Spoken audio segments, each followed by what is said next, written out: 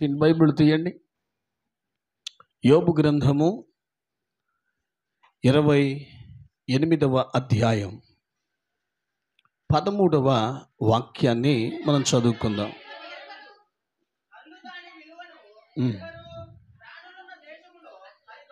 మళ్ళొకసారి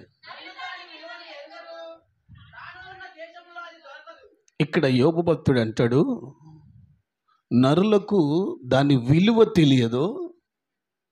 ఏదో ఒకసారి ఆ మాట మీదకి రాడనండి. ఇంకొకసారి నాకు డౌట్, నరులు ఎవరు? ఇప్పుడు నరులకు ఏమీ తెలియదు. దేని విలువ ఆలోచించండి. యోబు భక్తుడు ఈ మాట అంటాడు. దేని గురించి అంటే అక్కడ జ్ఞానము గురించి, వివేచన గురించి రాయబడి ఉంటుంది.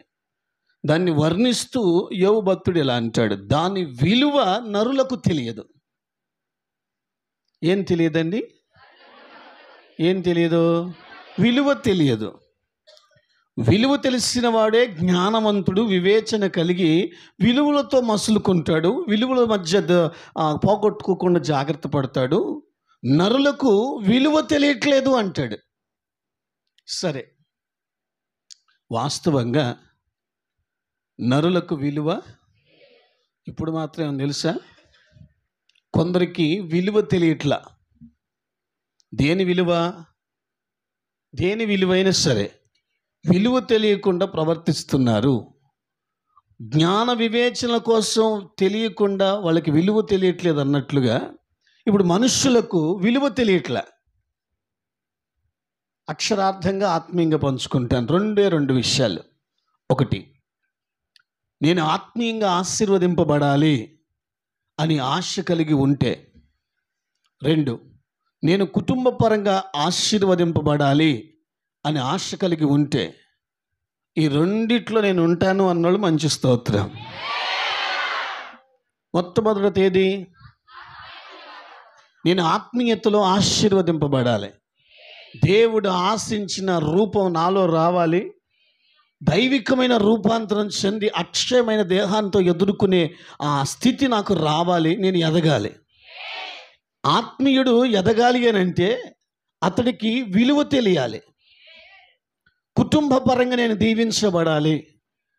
మా తల్లిదండ్రులు ఎలాగనో గతించిపోతున్నారు, మేమైనా మా కుటుంబాలు మా ద్వారానైనా మా కుటుంబాలు ఆశీర్వదింపబడాలి. అలా ఆశీర్వదింపబడాలి అని అనుకున్న వారు కుటుంబంలో ఉన్న వారికి కూడా విలువ తెలియాలి. ఏం తెలియాలి? అదే యోబు అంటాడు, నరులకు విలువ తెలియదు. రెండు విషయాలు. ఆత్మ సంబంధంగా ఆశీర్వదింపబడాలంటే విలువ తెలియాలి. దేని విలువ తెలియాలో చెప్తాను. కుటుంబ పరంగా ఆశీర్వదింపబడాలంటే దేని విలువ తెలియాలో, దాని విలువ ఏంటో ఏమిటో అది మీకు చెప్తాను. ఈ పూట నా మాట మీరు అర్థం చేసుకోండి. సరే, మొట్టమొదటిగా నేను ఆత్మీయంగా ఆశీర్వదింపబడాలి అని ఆశ కలిగి ఉన్నాను అన్నోళ్ళు లెఫ్ట్ కాదు, రైట్.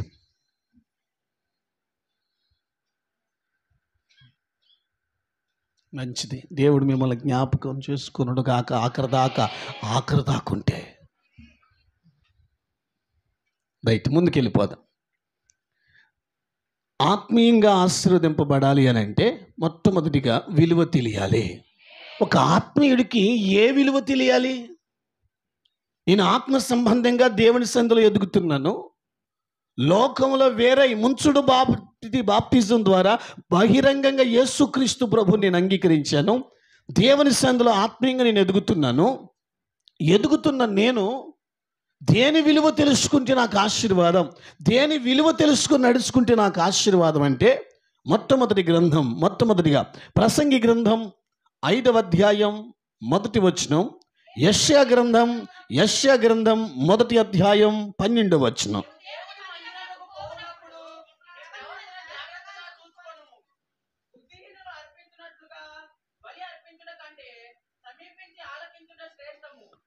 యెషయా గ్రంథం 1:12.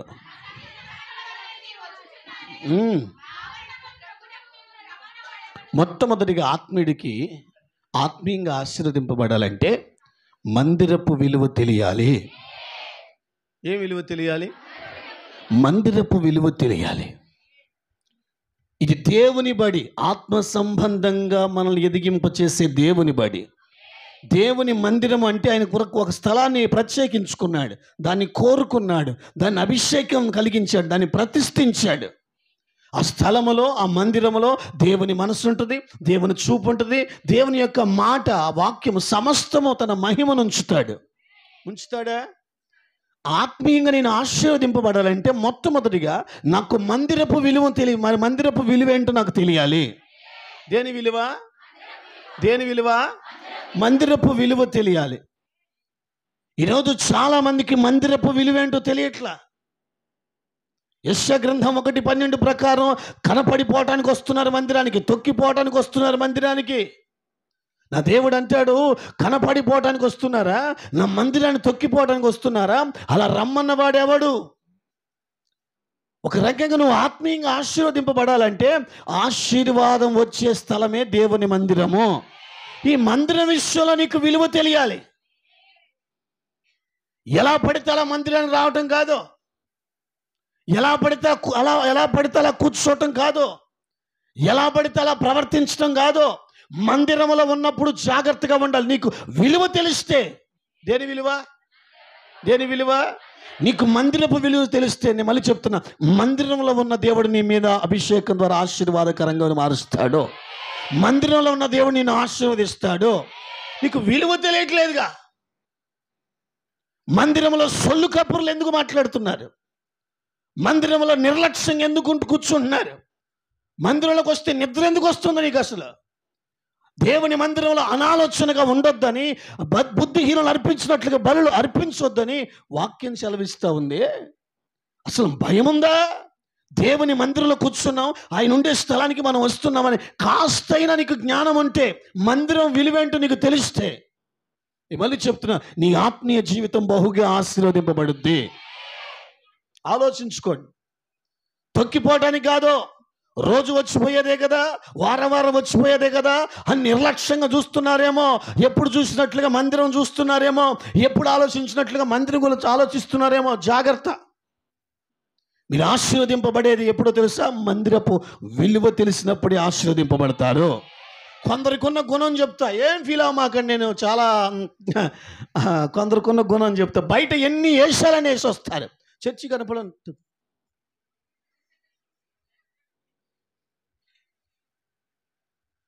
ఏంటో వాళ్ళ బత్తి తెల్లారిపోను.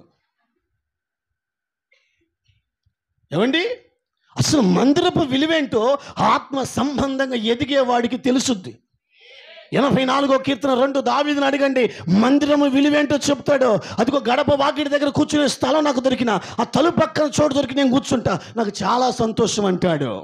అన్న అంటుంది, ఎప్పుడెప్పుడు దేవుని మందిరం పోదాం. దేవుని మందిరం గురించి తహతహలాడినోడు బైబిల్లో ఉండాలి. మందిరపు విలువ తెలిసిన వాళ్ళు చాలా జాగ్రత్తగా ఉంటారు. మందిరంలో అడుగు పెట్టావు, జాగ్రత్త. నీ చూపు జాగ్రత్త, మాట జాగ్రత్త, నడవడిక జాగ్రత్త, కూర్చునే విధానం జాగ్రత్త, మాట్లాడుతూ నడిచే విధానం సమస్తము జాగ్రత్త. దేవుని మందిరంలో ఉన్నామన్న మినిమం కామన్ సెన్స్ లేకుండా నువ్వు ప్రవర్తిస్తే, నేను మళ్ళీ చెప్తున్నా, ఎన్నటికీ నువ్వు ఆత్మీయంగా ఆశీర్వదింపబడలేవు. నిద్రొస్తుందమ్మా, పడుకో. కొంచెం ఆలోచించండి. విలువ తెలియట్ల నరులకి. మళ్ళీ చెప్తున్నా, రోజు వచ్చిపోయేదానికి విలువ ఉంటుందా? ఉంటుంది కదా? లేదు కదా? చులకంతో చూస్తారు. రోజు వచ్చిపోయేది కదా, రోజు కూర్చునేది పోయేది కదా, రోజు డొల్లాడేదే కదా. నెవర్. ఆత్మీయంగా నేను ఎదగాలి అంటే నాకు ఏ విలువ తెలియాలి? ఎన్నిసార్లు వచ్చిన మందిరము దేవుని స్థలము, దేవుని మందిరము, ఆయన ఉంటాడు, ఆయన ప్రభావం ఉంటుంది అన్న భయం కొంచెమైనా నీకుంటే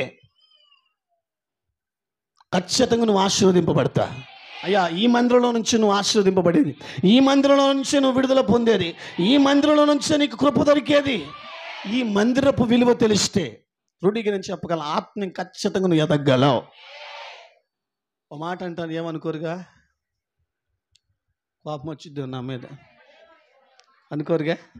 నాకు సీరియస్ చూస్తున్నా. మొన్న అక్కడికి వెళ్ళాంగా, అక్కడెక్కడికి మా గొర్రె నా కాళ్ళు లేదు, అటు ఇటు తిరుగుతుంది. ఓ సందర్భం లోపల కూర్చున్నప్పుడు వాడు కాళ్ళు ఆరజాపి కూర్చున్నాడు. ఎక్కడా అని అడగరే, చిన్నపిల్లోడుగా. పాప అయితే కనుసాగి గమనించుద్ది, జాగ్రత్తగా ఉంటుంది. వీడు ఆటపోయేవాడు కదా, మర్చిపోతున్నాడు త్వరగా. మందిరానికి వచ్చినప్పుడు కొన్ని పర్యాయాలు ఒకసారి చూశాను, కాళ్ళు ఆరజాపి కూర్చున్నాడు. ఇంటికి వచ్చాక తడి, మంచి తడి వేసా, మామూలు తడిగా చొక్కలు కనపడ్డాయి. మందిరం అంటే ఆటలు అనుకుంటున్నావా? దేవుడిని ఇస్తాను కాళ్ళార్జాపితే బుద్ధి ఉందా? నీ ఎంట్రా నేను అన్నాడు. విలువ తెలియకపోతే ఎలాగా? ఈరోజు ఇది అవుద్ది, రేపు ఇంకోటి అవుద్ది. మళ్ళీ చెప్తున్నాను, మందిరపు విలువ ఏంటో మనం నేర్చుకోవాలి, మన పిల్లలకు నేర్పించాలి. మనమే ఎలా పడతామంటే మన పిల్లలు నిన్ను చూసి వాళ్ళు తయారవుతారు. నేను ఆత్మీయంగా ఆశీర్వదింపబడాలి. నాకు మందిరపు విలువ ఏంటో తెలిస్తే ఖచ్చితంగా అక్కడి నుంచి నేను ఆశీర్వదింపబడతాను. ఈ ఆశ, ఆలోచన నీకుంటే, నేను మళ్ళీ చెప్తున్నా, మందిరపు విలువ తెలుసుకో, ఖచ్చితంగా నువ్వు మందిరంలోనే ఆత్మీయంగా ఎదగలుగుతావు. నీకుందా నేను అడగను. ఆత్మ విమర్శ చేసుకో, లోపలికి తొంగి చూసుకో, మందిరం విలువేంటో తెలుసుకో. చాలా జాగ్రత్త. ఇక్కడ ఆయన దృష్టి ఉంది, ఆయన కోరుకున్న స్థలం ఇది. ఖచ్చితంగా ఆయన కనుదృష్టి, ఆయన మనసు ఉంటుంది. జాగ్రత్త. నెంబర్ 2, కీర్తన గ్రంథం 119వ కీర్తన 133వ వచన భాగం.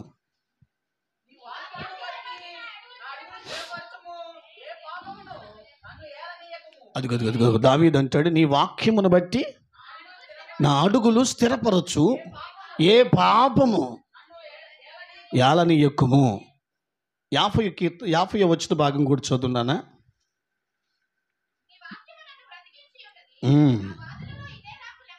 మంచోళ్ళంత మంచి స్తోత్రం. రెండవది, ఆత్మీయంగా నువ్వు ఆశీర్వదింపబడాలి అంటే వాక్యపు విలువ తెలియాలి.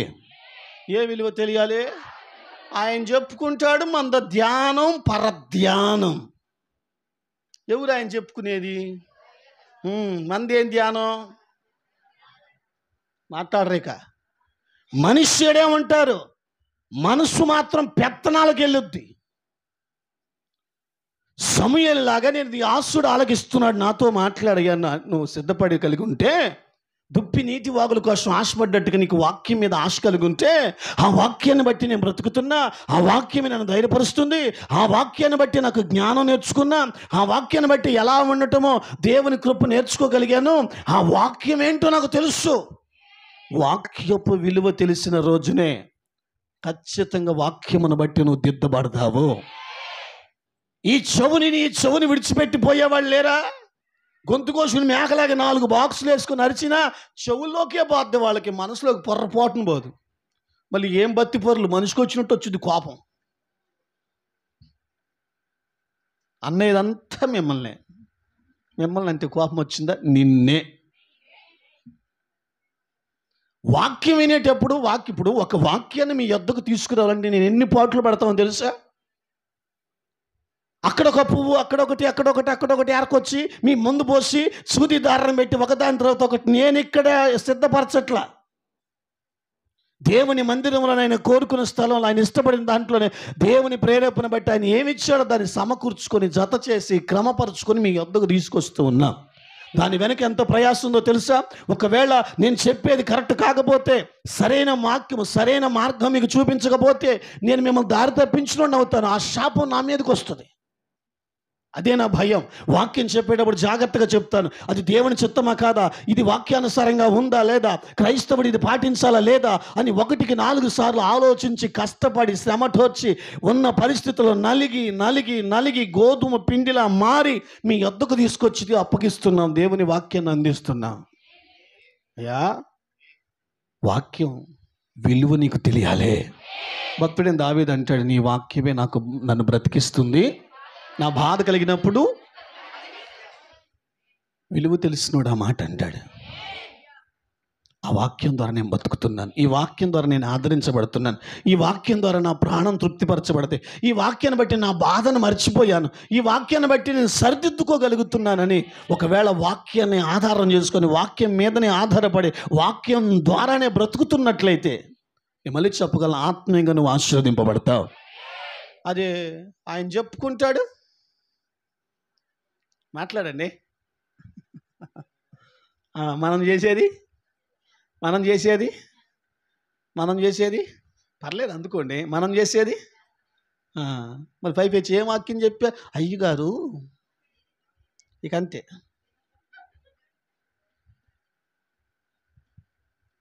అరే రుచి చూసి తెలుసుకుంటే ఈ వాక్యం నేను కదిలిస్తే, ఈ వాక్యం నిన్ను ధైర్యపరిస్తే రూఢికి చెప్పగల కదా. ఇప్పుడు వాక్యం బతికించిందన్నో, బతికించిన వాక్యం చెప్పలేవా? తలకాయ కూడా అవ్వదో చెప్పలేవా? మరి ఎక్కడికొచ్చి నోరలు పెడితే ఏ వాక్యం చెప్పాడు? వాక్యం వినేటప్పుడు దయచేసి నా మాట క్షమించండి ఇలా అంటున్నానని, కళ్ళు ఒళ్ళు పళ్ళు కళ్ళు నాలుక ఒళ్ళు దగ్గర పెట్టుకోండి. వాక్యపు విలువ తెలిస్తే వాక్యము ద్వారా దేవుడు నీతో మాట్లాడతాడు. మాట చేత కట్టి స్థిరపరచ శక్తి ఆయన వాక్యానికి ఉంది. అందుకే వాక్యం మీద ఆధారపడుతున్నాను దావీదు అంటాడు. ఆ వాక్యం ద్వారానే బ్రతుకుతున్నాను అంటాడు. ఒకవేళ నీవైనా నేనైనా ఆత్మీయంగా బ్రతకాలి, ఆత్మీయంగా ఆశీర్వదింపబడాలి, అక్షయమైన దేహంతో ప్రభు ఆ రాజ్యంలో ఆ స్థితిలో మనం ఎత్తబడాలి అంటే ఖచ్చితంగా వాక్యపు విలువ తెలుసుకొని నడుచుకోవాలి. నేనంటాను, వాక్యపు విలువ తెలుసుకో. మందిరంలోకి వచ్చి మందిరం విలువ తెలియకుండా, వాక్యం వినేటప్పుడు వాక్యం విలువ తెలియకుండా సంవత్సరాంగంలోనే దేవుడు ఆడున్నాడు మామిడి బగులుద్ది చేసేయని చేసుకుంటా దేవుడు ఆడున్నాడంటే ఊరుకోను నేను. నా దేవుడు అన్యాయస్తుడు కాదు, ఆయన ఎవరికి అన్యాయం చేసేవాడు కాదు. ఓకే, ఇక 3వ బదన్ దానియేలు గ్రంథం 6వ అధ్యాయం 10వ వచనం.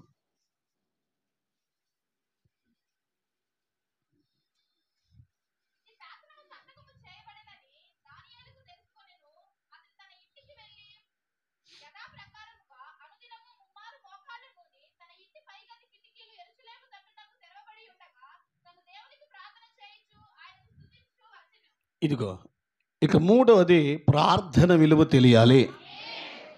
నిద్ర ఏందమ్మా? ఏదో ఒకసారి అనండి. స్వరపేటికల్లో దమ్ము లేదు ఏటో మరి నాకు అర్థం కావట్లే. ఎవరికి తెలియాలి? తెలుసా నీకు?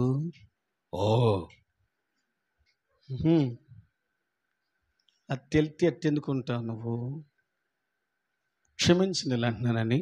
ఇక 3వది ఆత్మీయంగా నేను ఆశీర్వదింపబడాలంటే ప్రార్థన విలువ తెలియాలి. ప్రార్థన దేవునితో మాట్లాడుకునే అనుభవం, ఉచితంగా దేవునితో మాట్లాడుకునే అనుభవమే ప్రార్థన. మత్తయి 6:6 ఒంటరిగా రహస్యంగా కూర్చొని ప్రార్థన చేయొచ్చు.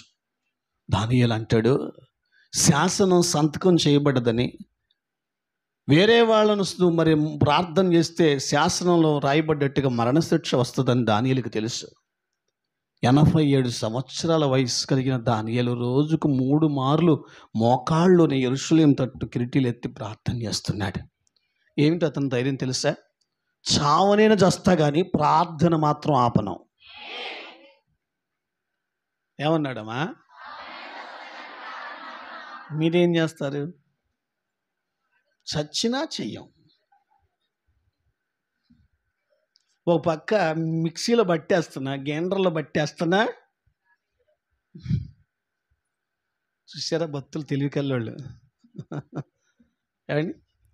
ప్రార్థన 87 సంవత్సరాల వయసు కలిగిన దానియేలు ఎన్నిసార్లు మోకరెత్తున్నాడమ్మా? తల్లి ఎన్నిసార్లు? నువ్వు మోకాళ్ళు వంగట్లేదు అయ్యగారు అంటే దానియేలు కాడికి పెద్దోడు పోయి ఉంటేనే మోకాళ్ళు వంగవు కదా. వాళ్ళు వెనకటి తిండండి బలంగా ఉంటారండి. మరి ముందు తిన్న తిండండి మనం ఎట్లా ఉండాలండి? ఇప్పుడు దానియేలు వయసు మించిపోయింది మనకేమన్నా? ఏందయ్యా మించిపోలేదుగా. ఎన్నిసార్లు రోజుకి? ఎట్లా ప్రార్థన చేస్తున్నాడు? నేను చావనైనా చేస్తా, ప్రార్థన మాత్రం ఆపను. ప్రార్థన విలువ తెలిసిన వాడికే ఖచ్చితంగా ఆత్మీయంగా ఆశీర్వదింపబడతాడు. దేవునితో మాట్లాడుకునే అనుభవం ప్రార్థన. మత్తయి 7:7 వాక్యం రాయబడ్డట్టుగా అడుగుడి మీకు ఇవ్వబడును. అడగాలిగా. సమస్యలు ఉన్నాయి, ఇబ్బందులు ఉన్నాయి, బాధలు ఉన్నాయి, శోధనలు ఉన్నాయి, రోగాలు ఉన్నాయి. నోరు తెరిచి ప్రార్థన చేసి దేవుని అడిగిందేది? ఒకవేళ అడిగితే నీకు సమాధానం ఇవ్వాల, వెతకమన్నాడు. వెతికినా సమాధానం రాకపోతే తట్టమన్నాడు. అడుగుడి, వెతుకుడి, తట్టుడి. అడిగితే పని కాకపోతే వెతుకు, వెతికితే పని కాకపోతే తట్టు. పక్కాగా మాత్రం ప్రార్థన ఆపొద్దు. ప్రార్థన ప్రాకారాలు కూలిపోయి, ప్రార్థన బలిపీఠాలు కూలిపోయి ఈరోజు చాలామంది ఆత్మీయ జీవితంలో కొట్టిమెట్లాడుతున్నారు. సగం లోకం కలుస్తుంది, సగం దేవుడు కలుస్తున్నారు. రెండు మిక్సింగ్ పెడుతున్నారు. ఆదివారం చచ్చి సోమవారం నుంచి శనివారం దాకా లోకంలో బత్తి. నేనేమంటానంటే ప్రార్థన విలువ తెలుసుకో. ఉచితంగా దేవునితో మాట్లాడుకునే అనుభవం. నోరు తెరిచి అడుగు, సమాధానం ఇవ్వలేదా? వెతకటం ప్రారంభించు, సమాధానం ఇవ్వలేదా? తట్టు ఆయన్ని. దానియేలు అంతటి వాడే అంటాడు, నా ప్రాణం పోయినా పర్లేదు కానీ నా క్రమాన్ని మాత్రం నేను తప్పను. ఏమిటయ్యా నీ క్రమం? రోజుకు 3 మార్లు మోకాళ్ళుని ప్రార్థన చేసుకుంటా నేను. నువ్వు రెయ్యంబొగుళ్ళు ఉపవాసం ఉండి ఏడ్చే మొహమా? నువ్వు సమస్య వస్తే చాలు దేవుడు నన్ను ఎందుకు పరీక్షిస్తున్నాడా? నేను దాంట్లో ఇస్తే పోయేది అసలు. కొలిమి. యెషయా గ్రంథం 48వ అధ్యాయం ఎప్పుడు చదవలేదా? ఇబ్బంది అనే కొలిమిలో నేను వేసేస్తానన్నాడు. ప్రార్థన చేయని వాళ్ళకి అదే కరెక్ట్ పొజిషన్. అర్థం అవ్వలే ఎవరికి. చెప్పండి, దేని విలువ తెలియాలి? మూడవది నీకు తెలుసా? పొద్దు 2 ముక్కల ప్రార్థన మోకాళ్ళ నుంచి శృతి స్తోత్రం ఆయన ప్రయాణాలను కాపాడిన ఆయన మా ఇంటి చుట్టూ కంచేయి, అబ్బాయి చుట్టూ అమ్మాయి చుట్టూ కంచేయి, ప్రయాణాల్లో ఉన్న ఈ పొద్దున్ని కలిసి రావాలి, సాయం చేయను ఆయన ఏసునామని అడుగుచున్నాను తండ్రి. ఇక సాయంత్రం ప్రార్థన, అయ్యా నీకు స్తోత్రం, నాకు నిద్రకు బాగా తొందరగా ఉంది, పనికి పోయి అలసిపోయి వచ్చాను, నీకు తెలియదా పరమ తండ్రి? ప్రార్థన లేదు, బతికట్లేదు. ఇక తొండలే అదేంటంటే నా తండ్రికి తెలుసు. యా నేర్చుకున్నా? తండ్రి అయినా అడగంది ఎవడు కదా, తల్లి అయిన కంచంలో అడగంది పెట్టదు కదా. ఏమండి కొంతమంది అంటున్నా దేవునికి తెలుసు నేను ఎంత కట్టపడుతున్నానో, ప్రార్థన చేయకపోతే నా తండ్రికి తెలియదా? ఎట్టాటి మాటలు చేతగానోళ్ళు అనేది, చేయటం చేతగానోళ్ళు ఈ మాట అనేది. ప్రార్థన దేవుని కదిలిస్తుంది. నేనంటాను ప్రార్థన విలువ తెలుసుకో. ప్రాణము కంటే ప్రార్థనే ప్రియముగా ఎంచుకున్నాడు దానియేలు. ఎంత విలువైంది! సమూయేలు అంతటి వాడే ప్రార్థన చేయకపోతే ఈ పూట పాపం చేసిన దానితో సమానంగా భావించి బాధపడ్డాడు. ప్రార్థన విలువ తెలుసుకుంటే అర్థమైంది. ఏదో దండేసుకున్నట్లు పొద్దు పూట 2 ముక్కలు, మాట పూట 2 ముక్కలు జపం చదివేది కాదు. ప్రార్థన అంటే దేవునితో మాట్లాడుకునే అనుభవము. నీకు ఆ విలువ తెలిస్తే ఏ కష్టం వచ్చినా, ఏ ఇబ్బంది వచ్చినా ఎవడికి చెప్పం, ప్రార్థన చేసి ప్రభుతో చెప్పుకుంటాం. కన్న తండ్రి కన్న తల్లి కంటే మంచి మనసు కలిగినోడు.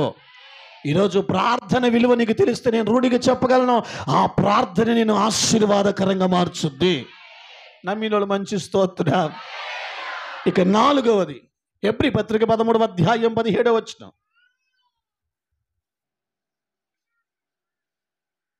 తిరగేసే వాళ్ళు ఎక్కువ, చదివేవాళ్ళు తక్కువ. రెయ్యింబొగులు తిరిగేసిన ఆ గ్రంథం దొరకదు వాళ్ళకి.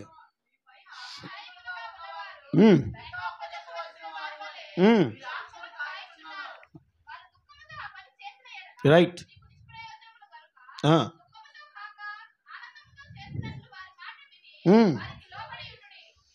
ఇక నా 3వది అయిపోయింది కదా, 4వ దానికి పోదాం. అమ్మ కళ్ళు తెరిచావా? ఎన్నోదమ్మా? అమ్మ బైబిల్ ఎదుగుతుంది 4 ఎక్కడుందా అని. 4వది సేవకుని విలువ తెలియాలి. ఎవరి విలువ? ఫోన్ ఎత్తకపోతే సావు. గట్టిగా ఒకసారి ప్రార్థన చేయించుకోకుండా ప్రార్థన చేయాలి అంటే ఇబ్బంది. ఇంటికి రాకపోతే గోల. వాళ్ళ ఇంటికి వెళ్తాడు, మా ఇంటికి ఎందుకు వస్తాడు, మా ఇంటికి ఎందుకు వస్తాడు, మా ఇంటికి ఎందుకు వస్తాడు. సేవకుని విలువ తెలియాలి. నువ్వు ఆత్మీయంగా ఆశీర్వదింపబడాలంటే సేవకుని విలువ తెలియాలి. దేవుడు డైరెక్ట్గా చేయలేదు, మధ్యవర్తి ద్వారానే చేశాడు. మధ్యవర్తి ఎవరు? సేవకుడి ద్వారానే ఏదైనా జరుగుద్ది. కనుక సేవకుని విలువ తెలియదు. నీ ఆత్మలు కాయిచున్నాడు, మీ ఆత్మలకు లెక్క అప్పచెప్పువాడై ఉన్నాడు.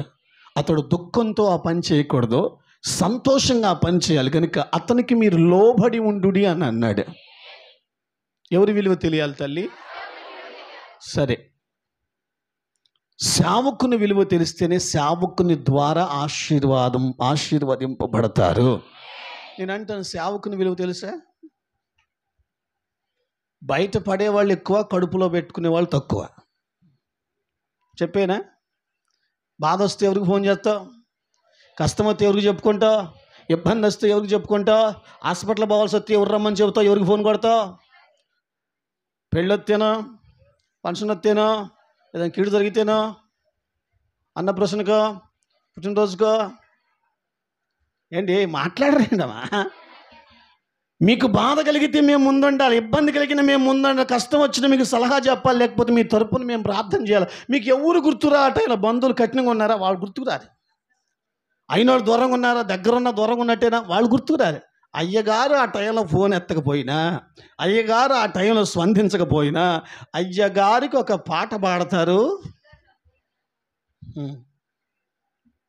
Yes sir no. మొన్న తల్లిగారి ఫోన్ చేసిందండి. నేను బాగా వాక్యం అంటే శుక్రవారం కాసేపు ప్రార్థన చేసుకుని వాక్యం చదువుకుందాం, బైబిల్ తీసాను, అంతే. ఫోన్ వచ్చింది. అమ్మ ఫోన్ చేస్తుంది.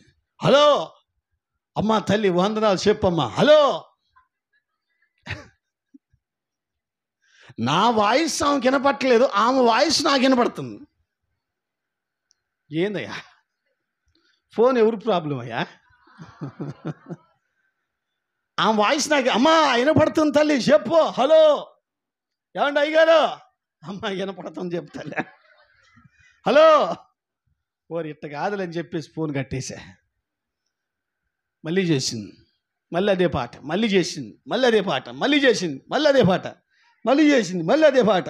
దగ్గర ఛాన్సార్లు చేసింది, చెప్పకూడదు. వామ్మో ఇది తేడా ఉందని ముందు దాన్ని స్విచ్ ఆఫ్ చేసి పడేసా, ఫోన్ జోలికి పోకుండా. అర్థం కాలే మీకు? ఎందుకని, ఎన్ని పాటలు పడాలో. నేను అంటాను, మధ్యవర్తిగా ఇలాంటి ఇబ్బంది, ఇలాంటి పరిస్థితి ఏదైనా అనుభవించాల్సి వస్తే నేను అప్పుడే బ్రహ్మాండం చదువుకుందాం అనుకున్నా. దేవుని సేవే గొప్పది, కానీ నేను ఏమనుకున్నా అంటే చదువుకోవాలని ఆసక్తి నాకు ఉండేది, కానీ నాకు లేకుండా చేశారు మా వాళ్ళు. నిజం, రూఢికి నేను చెప్పగలను, చదవాలని ఎంత ఆసక్తితో చదవలేనుగా, అయిపోయిందిగా. అంతకు మించిన దేవుని పని ఇచ్చాడు, కానీ నాకున్న ఆశ ఏంటంటే చదువుకోవాలని. ఇప్పుడు చదివే వాళ్ళకి కాస్త ఒళ్ళు బుర్రు ఎక్కువైపోయింది. లేనోడు లేక ఏడుస్తుంటే ఉన్నోడట, పర్లేదులే రేపు పొద్దున్న రాసుకుంటా. ఏం తెలివితే అట్లండి. విలువ తెలియని మోకాలకి ఏముంది మరి? ఇప్పుడు తెలిసి నేను అంటున్నాను, రక్తమే జయం. ఒకవేళ నేను దేవుడు ఎన్నుకోకపోతే నా పరిస్థితి ఏంటి మరి? చదువు లేకుండా ఏమి చేయగలను లోకంలో? ఏమండి? కానీ మధ్యవర్తిగా దేవుడు నిలబెట్టాడు. నేనేమంటా, ప్రతి విషయానికి నేను ముందుండాలి. మీ విషయంలో మంచైనా, చెడైనా, కష్టమైన, ఇరుకైన, ఇబ్బంది అయినా, ఏదొచ్చినా, దుఃఖం వచ్చినా, సంతోషం వచ్చినా, అన్నిటికీ నేను ముందుండాలి. నేనేమంటాను, మీ వాళ్ళు కఠినంగా ఉన్నా నీకు ఎవరు గుర్తురారు. మీ వాళ్ళు ఇబ్బంది పెట్టినా, మీ వాళ్ళు గాయపరిచినా, మీ వాళ్ళు పలకరించకపోయినా ఎవరు గుర్తుకురారు. ఆ టైంలో మేము గనక సరిగ్గా లేకపోతే మేము ఖచ్చితంగా గుర్తుపెట్టుకుంటారు. కొందరు కడుపులో పెట్టుకుంటారు, కొంతమంది బయటకు చెప్పేస్తారు. దీన్ని తెలుగులో చెప్పకూడదు అమ్మా. ఎవరి విలువ తెలియాలి? ఆయన అన్నాడు, ఈయన సహోదరుల్లో ఒకరికి నీవు చేసేటివి గనుక, చెప్పండమ్మా, నాకు చేసినట్టు దేవుడే దిగిరాడు. సంతోషమ్మా, సంతోషమ్మా, దేవుడే దిగిరాడు. మధ్యవర్తి ద్వారానే ఆయన కృప చూపుతాడు. నాకు ఆన్సర్ చెప్పండి. సేవకుని విలువ తెలుసుకో. మీకోసం ప్రయాసపడే సేవకుని విలువ నీకు తెలిస్తే, ఆ సేవకుని నోటి మాట, సేవకుని చేసే ప్రార్థన నీకు ఆశీర్వాదకరంగా మారుద్ది. ఒక ఆత్మీయంగా నువ్వు ఆశీర్వదింపబడాలంటే ఖచ్చితంగా ఈ 4 విలువ నీకు తెలియాలి. అందుకే యోబు అన్నాడు, దాని విలువ తెలియట్లేదు నరులకు అన్నాడు. సరే, విలువ తెలుసుకో.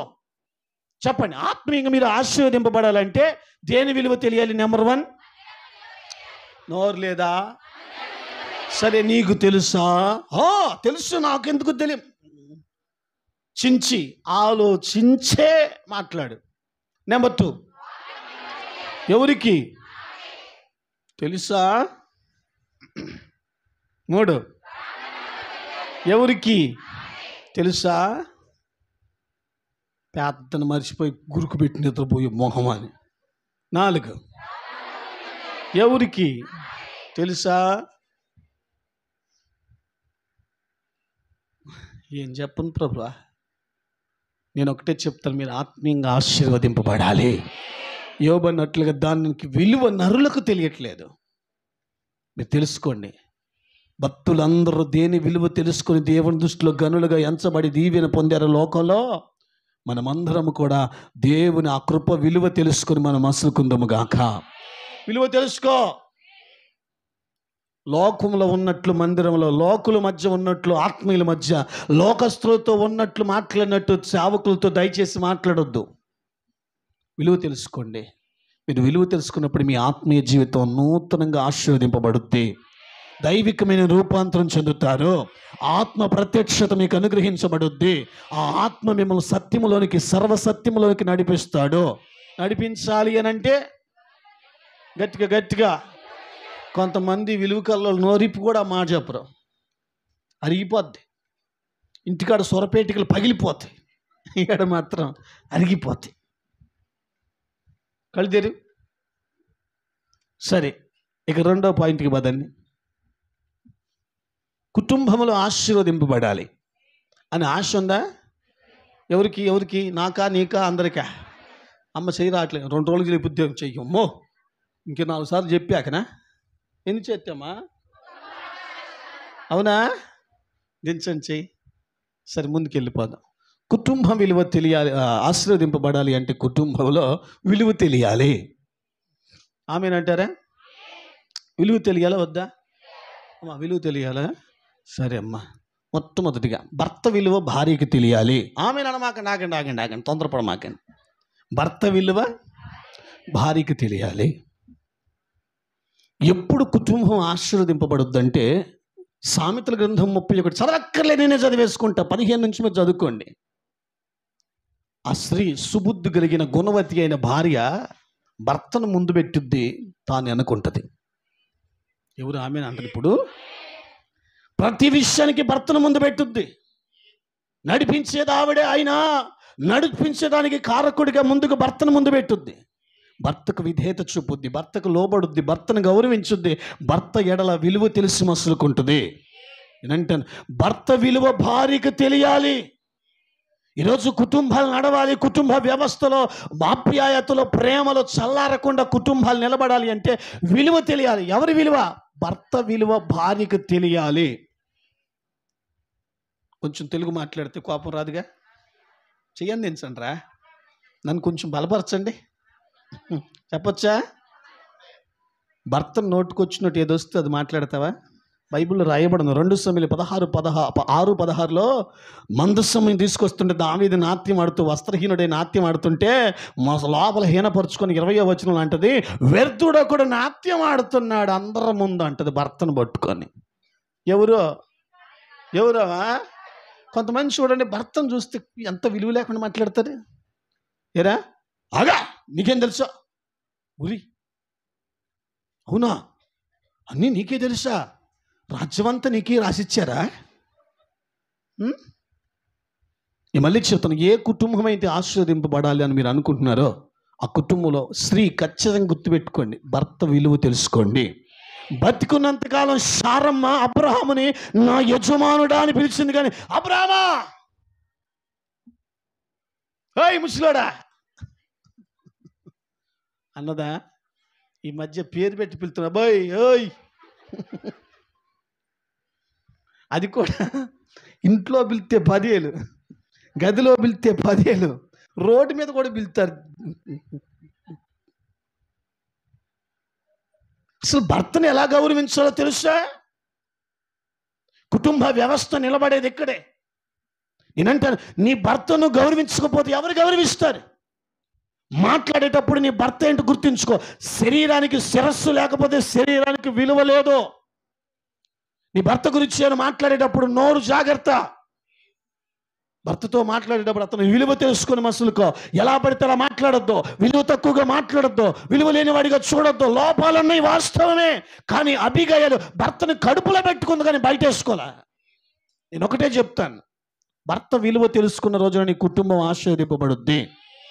భర్త విలువ ఎవరికి తెలియాలి? ఇంకోసారి చెప్పండి. విలువ తెలియకుండా బ్రతికే రోజులు కావా ఇవి? ఈ మధ్య ఇదో ప్యాషన్. ఆయనకి ఏం తెలియదు, నువ్వు ఊరుకా. ఎవరికి తెలియదు?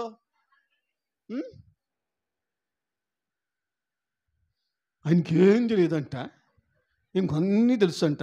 నువ్వు నర్వి ఎవరినయ్యా?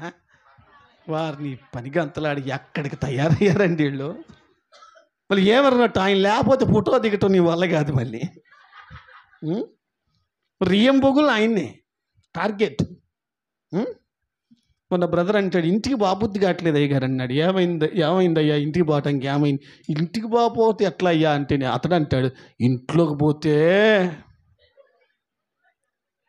విలువ లేదు నాకు అని అన్నాడు. నేను అన్నాను, విలువిచ్చే వాళ్ళు ఇంట్లో లేకపోతే ఎలాగయ్యా అంటే, మా ఇంట్లో మా ఆవిడ నాకు ఇలిగెట్లా.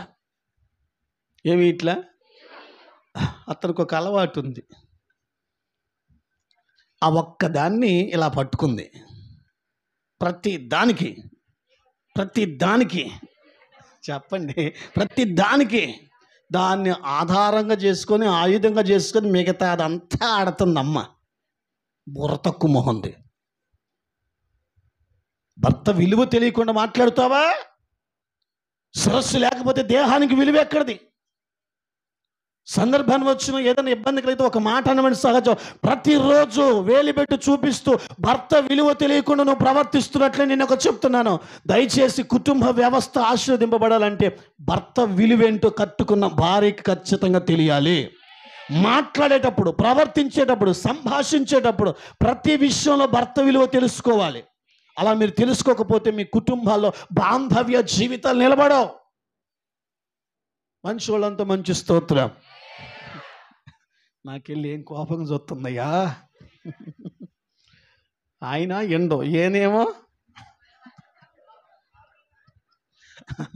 ఆయన మారడో ఏనేమో. ఇక్కడ దాకుంది నా మీద. బాగుపడండ్రా బాబు నేను చెప్పటం ఏంది, నా మీద పగబట్టడం ఏంది? దేవుడు నీకు బుద్ధి నేర్పును గాక. ఎవరికి? నీకా? నెంబర్ 2, భార్య విలువ భర్తకు తెలియాలి. సౌండ్ తగ్గింది ఏందబ్బా? భార్య విలువ చెప్పండి. 1 సమూయేలు గ్రంథంలోనే 25-30 చదవక్కర్లేదండి. భార్య వెళ్ళి పరిస్థితి అంధకారంగా ఉంది, ప్రమాదం రాబోతుందని భర్తకు చెప్పడానికి పోతే భర్త ఎక్కడో పరధ్యానంలో ఉన్నాడు. నా ప్రియమైన వారు ఆలోచించండి. 2, కుటుంబ వ్యవస్థ ఆశీర్వదింపబడాలంటే భార్య విలువ భర్తకు తెలియాలి. ఏందయ్యా మాట్లాడరు? భార్య విలువ తెలుసా? సందర్భ యోచనగా నేను ఇలా అంటలేదు, సూటిగా అంటున్నాను. ఏదైనా తలనొప్పి వస్తే పోనీ పుట్టింటికి నేను అంటాను. ఆమె లేకుండా 4 రోజులు ఉండి చూడు.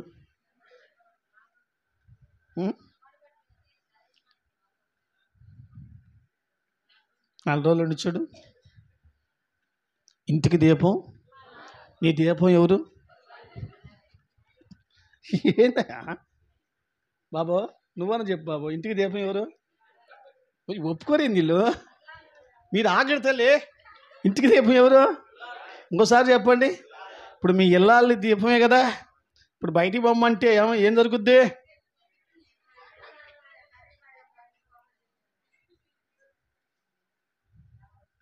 పొర్రపాటున భార్య గురించి తప్పుగా మాట్లాడొద్దు అనండి. ఆమెనని భార్య నిన్ను నమ్ముకొని వచ్చింది కాబట్టి ఖచ్చితంగా బాధ్యత అంతా నీదే. నేనేమంటానంటే భార్య విలువ తెలుసుకో. కోపతాపంలో 2 అంటున్నావు, 2 వింటున్నావు, అదని ఇదని చెప్పి పద్దాక సొనుగుడు గొనుగుడు లెగిస్తే పో. అడిగి పో, లెగిస్తే అసలు పోతే 4 రోజులు బతకలేవు నువ్వు ప్రశాంతంగా. మరి రేయిపోయిన కోపం, భార్య విలువ తెలియకుండా ప్రవర్తిస్తే ఎలాగండి?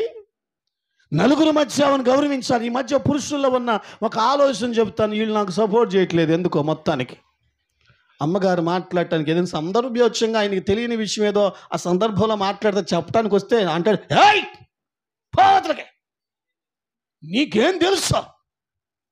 అసలు తెలియాల్సిందే నీకు. నీకు క్లారిటీ లేకుండా మాట్లాడుతున్నామని క్లారిటీ ఇద్దామని అమ్మగారు నీకు సపోర్ట్ చేయడానికి వస్తే ఏమంటాడు? కొంచెం గరిచి సింహంలా కరిసి. నేనేమంటానంటే, భర్త విలువ తెలిసిన భార్య భర్త లాభసాటికి వెళితి కానివ్వదు. భార్య విలువ తెలుసుకోండి. భర్త విలువ ఎంత ప్రాముఖ్యంగా భార్య తెలుసుకోవాలో భార్య విలువ కూడా అంతే తెలుసుకోవాలి. ఇంటికి దీపం వెళ్ళాలి. ఆ దీపమే నీ ఇంట్లో వెలుగ్గా ఉండకపోతే ఇల్లంతా చీకటి అయిపోతాయి. కోపతాపాలు ఉండొచ్చు, సందర్భయోచంగా ఏదైనా మాట అని ఉండొచ్చు. నేను ఒకటే చెప్తాను, కడుపులో పెట్టుకో. నీ భార్య కాబట్టి సమస్తమును క్షమించి వదిలేయాలి. మరలా కలిసిపోగలిగే స్వభావం ఉండాలి. కొంతమంది పేండ్రించుకు తినే వాళ్ళు ఉన్నారు. ఏంటి అది? దానికి ఇంకో పేరు పెట్టొచ్చులే, కానీ నేను దాన్ని పెట్టలే. వేయించుకోవటం కాదు, మరి పేండ్రించుకు తింటారు అంటే ఏంటంటే అన్నదే అన్నదే అన్నదే. ఒకటి గుర్తించండి, భార్య విలువ భర్తకు తెలిసిన రోజున భార్యను మాట అంటానికి బాధ పెట్టడానికి కూడా ఇష్టపడాడు. భార్య విలువ భర్తకు తెలియాలన్నా భర్త విలువ భార్యకి తెలియని ఒకటే గుర్తు. భర్త విలువ భార్యకి తెలియాలంటే భార్య భర్తను అర్థం చేసుకోవాలంటే అతని విలువ ఏంటో తెలుసుకోవాలి. భార్యను కూడా భార్య విలువైందిగా నీకు కనపడాలంటే ఆమె ఏమిటో నువ్వు ఆమెను అర్థం చేసుకోగలగాలి. అర్థం చేసుకునే స్వభావంలోనే విలువలన్నీ క్రమపరుచుకోగలుగుతాం. ఆమె నువ్వు అర్థం చేసుకుంటే ఆమె విలువను కాపాడుతావు. అతన్ని నువ్వు అర్థం చేసుకుంటే అతని విలువను కాపాడుతావు. నేనేమంటానంటే కుటుంబ వ్యవస్థ విలువల ద్వారా నడిచేది. ఎవరి విలువ వాళ్ళు కాపాడుకోవాలి, విలువల ద్వారా ముందుకెళ్ళాలి. కుటుంబం ఆశీర్వదింపబడాలంటే మెయిన్ విషయం ఏదైనా ఉందయా అని అంటే భర్త విలువ భార్యకి తెలియాలి, భార్య విలువ. నాకు డౌట్ ఉంది, అడగమంటారా? నీకు తెలుసా?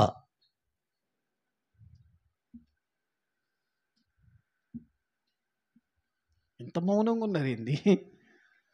ఏందమ్మా ఇంత మౌనంగా ఉన్నారు? ఇంత మౌనం భరించలేను నేను.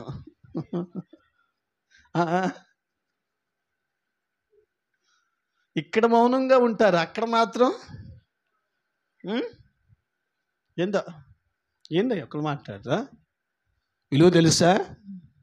అడ్డగోలుగా మాట్లాడొద్దు. నీకు దేవుడు కుటుంబాన్ని ఇచ్చాడు, విలువ తెలుసుకో. భర్త లేకపోతే భార్యకు విలువ లేదు, భార్య లేకపోతే భర్తకు విలువ లేదు. విలువ తెలుసుకోండి, ఒకరి విలువ ఒకరు తెలుసుకోండి. కుటుంబ విలువను కాపాడుకుంటూ బతకండి. మంచి వాళ్ళంతా మంచి స్తోత్రం. ఇక మూడవది, తండ్రి విలువ పిల్లలకు తెలియాలి. ఎవరి విలువ? పిల్లలు ఏదైనా పొరపాటు చేస్తే, పిల్లలు ఎవరైనా పొరపాటు చేస్తే తల్లి గద్దించదు, దగ్గర తీసుకుంటుంది. ఏం కృప? దగ్గర తీసుకుంటుంది కదా. తండ్రి మాత్రం తీసుకోడు. ఎందుకో చెప్పండి. ఊరిని పిల్లలు చిన్న పొరపాటు చేశారు, తల్లి మాత్రం వెంటనే దగ్గర తీసుకుంటుంది. తండ్రి మాత్రం దగ్గర తీసుకోడు. ఎందుకని?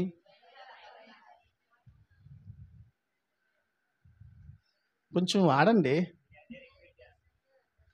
వీడిని తప్పును దిద్దాలి. తల్లికి ప్రేమ చేత నెట్టేస్తుంది. తండ్రి తప్పును సహించడు. అందుకే తండ్రి అంటే కొంతమంది పిల్లలకు పడదు. అరుతున్నాడేంది ఆయన? ఎవరు ఆయన? నాన్న రెయ్యం బొగులు కష్టపడి చెమటను రక్తాన్ని చెమటగా మార్చి నీ కష్టం నీ తెలియకుండా, నీకు ఇబ్బంది తెలియకుండా ఏదంటే అది చేయందిస్తా ఉంటే ఆయన ఏంది? ఆయన ఊర్రా?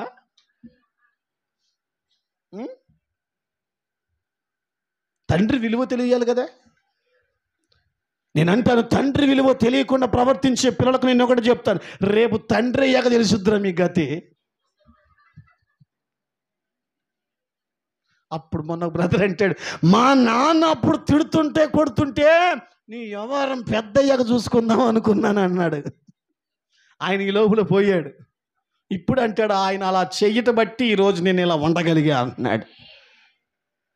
ఇప్పుడు నీకెట్లా తెలిసింది? తండ్రి అయ్యాకనే నాకు తెలిసింది. పిల్లలకు కష్టం తెలియట్లేదయ్యా. తండ్రి ఎంత కష్టపడితే రూపాయి వస్తుందో, అడిగిన వెంటనే ఏది అందిస్తే దాన్ని అర్థం చేసుకొని, ఉన్నా లేకపోయినా అప్పు చేసిన అవకాశాన్ని తీసుకొని ఎలాగైనా సరే బిడ్డలు బాధపడకూడదని తండ్రి తన కష్టంలో ఇబ్బంది పడుతూ కూడా పిల్లలకు ఏదో ఒక రకంగా చేయందించడానికి ఇష్టపడతాడు. కానీ తండ్రి విలువ ఏంటో పిల్లలకు తెలియట్లే. కోపడుతున్నాడు అన్నది అర్థమైంది, కానీ కోపం వెనుక ఉన్న ఆంతర్యం ఏ బిడ్డలకు అర్థం కాదు. ఇక పద్దాక కోపడుతున్నాడు, పద్దాక తిడుతున్నాడు, పద్దాక ఏళ్ళు చూపెట్టి చూపిస్తున్నాడు. వాళ్ళ తండ్రి చూడు ఎంత చక్కగా చూసుకుంటున్నాడో, మా తండ్రి చూడు పొద్దాక తిడుతున్నాడు. గద్దింపే నీకు అర్థమవుతుంది, తిట్టుడే మీకు అర్థమవుతుంది, కానీ బాధ ఎవడికి అర్థం కావట్లా. నేనేమంటానంటే తండ్రి విలువ తెలిసినాడు తండ్రి మనసు నొచ్చుకోకుండా జాగ్రత్త చేసుకుంటాడు. ఏమండి, బైబిల్లో తండ్రి చిన్న కుమారుడు పెద్ద కుమారుడు దగ్గరికి వచ్చి అడిగాడు, రేయ్ నేను పూరి వెళ్తున్నాను, ద్రాక్ష తోట కాపలా పనికి వెళ్ళు అని చెప్పాడు. వాడన్నాడు వెళతా అన్నాడు, కానీ వాడు వెళ్ళలా. చిన్నోడి దగ్గరికి వెళ్ళాడు, అరే నువ్వన్నా వెళ్ళరా అని అంటే ఆడన్నాడు కదా వెళ్ళను, కానీ వెళ్ళాడు. ఇప్పుడు నాకు ఆన్సర్ చెప్పండి, పెద్దోడు తండ్రి మనసును బాధ పెట్టాడా, చిన్నోడు తండ్రి మనసును బాధ పెట్టాడా? వెళ్తాను అని చెప్పాడు పెద్దోడు, వెళ్ళను అని చెప్పాడు చిన్నోడు, వెళ్ళాడు. నా తండ్రి నా గురించి ఆలోచిస్తున్నాడు, ఈరోజు నాకు ఒక పని అప్పగించాడు, నా వల్ల నా తండ్రి బాధపడకూడదు, నా వల్ల నా తండ్రి ఇబ్బంది పడకూడదు, నాకు పని అప్పగించాడు, నా తండ్రి చెప్పిన పని చేద్దామని చెప్పి మనసు పెట్టుకుని వెళ్ళాడు. నేనంటాను పిల్లలకు తండ్రి విలువేంటో తెలియాలి. అంత అయిపోయాక చూసేసేది కాదు. మొన్న ఒక బ్రదర్ అంటాడు, మా నాన్న బతుకుంటే బంగారులా చూసుకునేవాండ్రి. నీ టార్చర్ పడలేకే కదరా,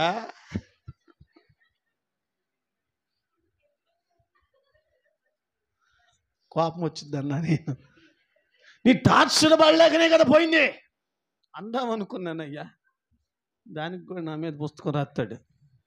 మనసులో అనుకున్నా, ప్రభువా వీడు దెబ్బకు తట్టుకోలే కదయ్యా, హాస్పిటల్లో హార్ట్ స్ట్రోక్ వచ్చి ఆయన చచ్చిపోయింది, వీడు మామూలు బాంబులు వెళ్తాడా? మరి ఇప్పుడు అంటాడు మా నాన్న బతుకుంటేనా బంగారంలా బంగారం తెల్లారిపోను, బతుకుండగా పట్టిడు అన్నం పెట్టడం చేత కదా, కానీ పోయాక మాత్రం బంగారంలా చూసుకుంటాడు. అట్టి ఏం తెలియ కళ్ళు ఉన్నారండి. మళ్ళీ చెప్తున్నాను, కుటుంబ వ్యవస్థ ఆశీర్వదింపబడాలంటే పిల్లలు తండ్రి విలువ తెలుసుకోగలిగితే తండ్రి మనసును బాధ పెట్టకుండా జాగ్రత్త పడగలరు. తండ్రికి పిల్లను బట్టి తండ్రి దుఃఖపడేవాడిగా ఉండకూడదు. ఒకవేళ ఉన్నాడా ఆ కుటుంబంలో సరిగ్గా నిలబడదు. కుటుంబ విషయాలు నా బిడ్డలు నన్ను మనసు అర్థం చేసుకునేవాళ్ళు, నన్ను సపోర్ట్ చేసేవాళ్ళు, నేను ఏ స్థితిలో ఉన్న చేయందించేవాళ్ళు అని తండ్రికి బిడ్డలను బట్టి ధైర్యం కలిగిందా, ఎంత కష్టమైన భరించుకుంటూ ముందుకెళ్తాడో. మంచి స్తోత్రం. తండ్రి విలువ పిల్లలకు తెలియాలి. పిల్లలారా మిమ్మల్ని మాట అడిగితే అని అంటారు వీళ్ళు, అడగమంటారా? తండ్రి విలువ తెలుసా? తండ్రి విలువ తెలుసా? తెలుసు అన్నోళ్ళు చేయొద్దండి. డౌట్ వచ్చిందిలే ఈ పూటకు అడుగుదా. ఓ తల్లి మీరు ఏం మీరు పెద్దలు తల్లి, పిల్లలకి పెద్దలకు కూడా తేడా తెలియపోతే ఎలా. పెద్దలు అంటారంట ఏమనంటే ముసలిదైపోయిన పిల్లల తల్లిదండ్రులు అంటారు మా పిల్ల చిన్నమ్మాయిగా అనుకుంటారట. నేను అట్ట అనుకోలే, కానీ పిల్లలు చెప్పండి తండ్రి విలువ తెలుసా?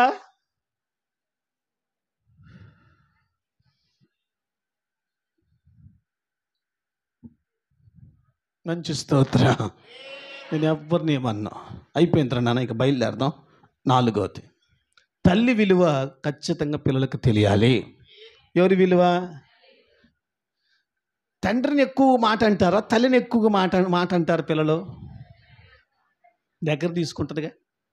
ఏదైనా పొరపాటు చేసినప్పుడు వెంటనే, కొట్టేటప్పుడు వెంటనే, ఎవరైనా గద్దించేటప్పుడు వెంటనే మరి ఎవరు మాట్లాడరా, దగ్గర తీసుకుంటారు లేదా? సరేలే పోనీ దగ్గర తీసుకుంటారు. మీకు తెలుసండి, ఎంత దగ్గర తీసుకుంటారు అంత ఎక్కువగా విలువ లేకుండా మాట్లాడేది కూడా మిమ్మల్ని. అర్థమైంది నా మాట మీకు? తల్లి విలువ పిల్లలకు తెలియాలి. నేను ఎందుకంటేనంటే కష్టపడి ఇన్ని సంవత్సరాలు నేను కాసి సంరక్షించి ఇంత దూరం తీసుకొచ్చి చదివించి, ఏ కష్టం వచ్చినా సపోర్ట్గా నిలబడి చేయందించి ఇంత దూరం తీసుకొస్తే ఈరోజు తల్లి విలువ పిల్లలకు తెలియట్లేదు. ఒక మాట అంటే పడట్లేదు, ఒక పని అప్పగిస్తే దుఃఖాన్ని కలిగిస్తున్నారు. ఒక రకంగా చెప్పాలంటే తల్లిని నోటికి వచ్చినట్లుగా ఒక రకంగా విలువ లేకుండా మాట్లాడే వాళ్ళు ఉన్నారు పిల్లలు. ఎవరు? ఎవరిని చెప్పండి రా మమ్మగా, ఎవరినానా కదా, ఏమంటారు? నువ్వు నోర్మి, నువ్వు నోర్మి. ఎవరిని? అప్పుడు అంటే మీకేమనిపించుద్దామా? సాగు కొట్టబుద్ది అయితే మీకేమనిపించింది అంటున్నా? మీ అమ్మాయి విలువ లేకుండా నిన్ను చూస్తుంది, విలువ లేకుండా మాట్లాడుతుంది. మీ అబ్బాయి విలువ లేకుండా చూస్తున్నాడు, విలువ లేకుండా నిన్ను మాట్లాడుతున్నాడు. కాని మాటలు కూడా నోటికొచ్చినట్లు కోపంతో మాట్లాడుతున్న అమ్మాయి మాట్లాడుతుంది. మీకు ఎట్లా ఉంటుంది అండి? ఎంత ఎంత నా బిడ్డే నన్ను బాధ పెడుతుందని పొర్రపాటును చెప్పదు. నా కొడుకు నాకు విలువ లేకుండా మాట్లాడుతాను పొర్రపాటును చెప్పదు. ఎందుకంటే కడుపులో పెట్టుకుంటారుగా. మళ్ళీ చెప్తున్నాను, తల్లి విలువ పిల్లలకు తెలిస్తే తల్లిని బాధ పెట్టే పిల్లలుగా వాళ్ళు ఎదగరు. తల్లికి సపోర్ట్ చేసి బిడ్డలుగానే వెతుకుతారు. నేను అంటాను, ప్రేమ కొద్ది వాళ్ళని దగ్గర తీసా. కష్టం వచ్చిన, ఇబ్బంది వచ్చిన, గద్దింపు వచ్చిన, కొట్టే దెబ్బలు కూడా నువ్వు అడ్డుపోయావు. నేను ఏమంటానంటే, ఆ అబ్బాయి పెద్దోళ్ళు అయిపోయిన తర్వాత తల్లి విలువ తెలుసుకున్న వాళ్ళే అయితే, నేను గుండెలో పెట్టుకుని మరలా చెప్తున్నాను, తిమోతి తన అమ్మను చూసుకున్నట్లుగా ఖచ్చితంగా చూసుకోగలడు. ఈరోజు తల్లి విలువ లేకుండా ప్రవర్తిస్తూ, విలువ లేకుండా చూస్తున్నారు. తల్లి కష్టాన్ని గుర్తించట్లా, తల్లి ప్రేమను గుర్తించట్లా. తల్లి ఒక మాట అంటే ఇప్పుడు పడేవాళ్ళు లేరు. Yes sir no. ఇప్పుడు చదువుకుంటున్న ఒక మాటను పడతాడా? ఎవరు అనేది? ఎవరయ్యా? కన్న తల్లి ఒక మాట అంటే పడేవాళ్ళు ఉన్నారా? ఏమ్మా పోని పెళ్ళి అయింది, ఇప్పుడు పడు ఒక మాట. ఏంటిది? పెళ్ళయ్యాక అసలే పడరా? ఎందుకని బొత్తుడా? బత్తోడయ్యాడా? బాగా చెప్పారు. మీరేమంటారు? పెద్దోళ్ళు అయ్యారా? ఎదిగిన తల్లి, పెంచిన తల్లి ఒక మాట అంటే పొర్రపాటున ఇప్పుడు పట్ల. ఎందుకంటే మాట పడితే తల్లిని కూడా దూషించే స్థితికి దిగజారారు. విలువలు తెలియట్లే. అందుకే యోబు అంటాడు, నరులకు దాని విలువ తెలియట్లేదు. కుటుంబ వ్యవస్థలో విలువ తెలిస్తే కదా. తండ్రి విలువ పిల్లలకు తెలిస్తే తండ్రిని బాధ పెట్టరు. తల్లి విలువ పిల్లలకు తెలిస్తే తల్లిని బాధ పెట్టే వారికి వాళ్ళు ఎదగరు. ఈరోజు తండ్రి ఒక మాట చెప్తే, నా తల్లి నాకు మంచిగానే చెప్పుద్దని మంచి భావంతో ఆలోచించే పిల్లలకు కరువైపోయారు. తల్లి ఒక మాట చెప్తే దానికి కూడా అర్థాలు తీసి, పెడార్థాలు తీసి, అటు తిప్పి ఇటు తిప్పి, ఇటు తిప్పి అటు తిప్పి వాళ్ళ మీదకే నెట్టేస్తారు. తెలివి కల్లోళ్ళు వీళ్ళు. కానీ వీళ్ళు మాత్రం ఎవరికి కడుపులో బాధ చెప్పుకోరు. ఎందుకు చెప్పనా? విలువ తెలియట్లేదు నా పిల్లలకని కడుపులో పెట్టుకుంటుంది. ఒకవేళ కడుపులో పెట్టుకోవడానికి కారణం ఏంటంటే, నా పెంపకం తేడాలి అనుకుంటుంది. ముగించాక వెళ్ళిపోతాం. అమ్మా, మీ పిల్లలు మీ విలువ తెలుసుకోవాలి. విలువ తెలుసుకునే వాళ్ళే కనుకైతే మీరు ఒక మాట అన్నా ఓర్చుకుంటారు, మీరు ఒక మాట అన్నా ఆలోచిస్తారు, మీరు ఒక మాట అన్నా తిరిగి రియాక్ట్ అవ్వరు. ఎందుకంటే విలువ తెలిసిన నా తల్లి విలువ ఏంటి నాకు తెలుసు, నా కోసం ఎంత కష్టపడదో. నా తండ్రి విలువ ఏంటి నాకు తెలుసు, నా కోసం ఎంత కష్టపడ్డారో. వాళ్ళ విలువ తెలిస్తే వారి కష్టం ఏంటో మీకు అర్థమైపోద్ది. ఆ తర్వాత ఖచ్చితంగా లోబడి నడుచుకోగలరు. కుటుంబ వ్యవస్థ ఆశీర్వదింపబడాలంటే విలువలతోటే ఆశీర్వదింపబడుద్ది. భర్త విలువ భార్యకి తెలియాలి, భార్య విలువ భర్తకు తెలియాలి, తండ్రి విలువ పిల్లలకు తెలియాలి, తల్లి విలువ పిల్లలు తెలుసుకోవాలి. ఇలా విలువ తెలుసుకోగలిగితే నేను చెప్తాను, రాబోతున్న తరాల కుటుంబం అంతా ఆశీర్వాదకరంగా నిలబడుద్ది. అలా నిలబడాలి అంటే ఒక్క మాట నేను మిమ్మల్ని అడుగుతాను, అడగొచ్చా? కుటుంబ పరంగా నాకు విలువ తెలుసు అన్నోళ్ళు ఎవరైనా ఉంటే చేస్తాను. నాకు కొంచెం డౌట్లు ఉన్నాయి. 4 ప్రశ్నలు అడుగుతాను, చేస్తాను.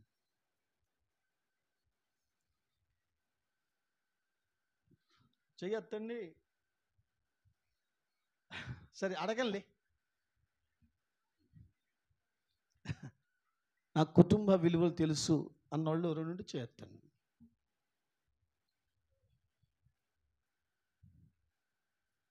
సగం ఒప్పుకొని ఎప్పటికీ.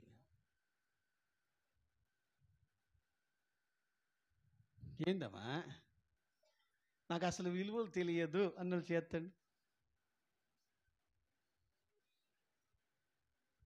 అమ్మ ఎటు చేస్తట్లు ఎడిపోద్దో అర్థం కావట్లే. ఇటు ఒక దారి ఉంది, అటు ఒక దారి, ఏ దారిని పోద్దో. నేను తెలుగేగా మాట్లాడింది. ఏందమ్మా? నాకు విలువ విలువ ఫుల్ ఆఫా? విలువ తెలియకుండా ఉంటే నోటుకు వచ్చినట్టు మాట్లాడతారు కదా. అవునమ్మా? అవునమ్మా? నేను ఒకటే చెప్తాను, విలువ తెలుసుకొని మన కుటుంబాలు ఆశీర్వదింపబడతాయి. ఇది మనం సెట్ చేసుకోవాలి. మనం మన ఇంట్లో వాళ్ళని బాధ పెట్టేవాళ్ళం అయితే ఆ ఇల్లు ఎలా బాగుపడుద్దండి? మన ఇంట్లో వాళ్ళు మనల్ని బట్టి సంతోషించాలి. అలా సంతోషించిన రోజున కుటుంబం ముందుకు పోద్ది. ఆలోచించుకోండి. అందుకే యోగభక్తుడు అంటాడు ఏమని? నరులకు విలువ తెలియదు, ప్రాణులున్న చోట అది దొరకదు. ముగించనిక ఆత్మీయంగా ఆశీర్వదింపబడాలి అంటే విలువ తెలుసుకోవాలి. కుటుంబంగా ఆశీర్వదింపబడాలంటే విలువ తెలుసుకోవాలి. మీ విలువ తెలిసిన వాళ్ళు రెండు, అటు ఆత్మీయంగాను ఇటు కుటుంబ పరంగా రెండు కలిపి రెండు మాటలు చెప్తాను. ఒకటి, ప్రాణం విలువ తెలుసుకోండి. రెండు, సమయం విలువ తెలుసుకోండి. ప్రాణం విలువ, మనిషి బ్రతికొండంలోనే నువ్వు ఏం చేయగలవో చెయ్యి, పోయాక నువ్వేం చేసినా వాళ్ళు చూడరు. రెండు, సమయం విలువ తెలుసుకో. చర్చిలోకి వచ్చి నిద్రపోయే మొహమా, సమయం విలువ తెలుసుకో. ఏ సమయంలో ఎలా స్పందించాలి, ఏ సమయంలో ఏ పని చేయాలి, ఏ సమయంలో ఎలా నడుచుకోవాలి, సమయ విలువ తెలుసుకో. అలా ఈ రెండిటి విలువ నువ్వు తెలుసుకోగలిగితే అటు ఆత్మీయంగాను ఇటు కుటుంబ పరంగాను అన్ని విషయాలను జాగ్రత్త కలిగిన వ్యక్తివైతావు. ఈ రెండిటి విలువ జాగ్రత్త. ప్రాణం పోయినప్పుడు, సమయం పోతే రెండు తిరిగి తీసుకురాలే. అవి ఉండంగానే వాటి విలువ తెలుసుకోవాలి. ప్రార్థన చేసుకుందాం. తలలు వంచండి. ఈ కొద్ది మాటలు ప్రభువు దీవించునుగాక.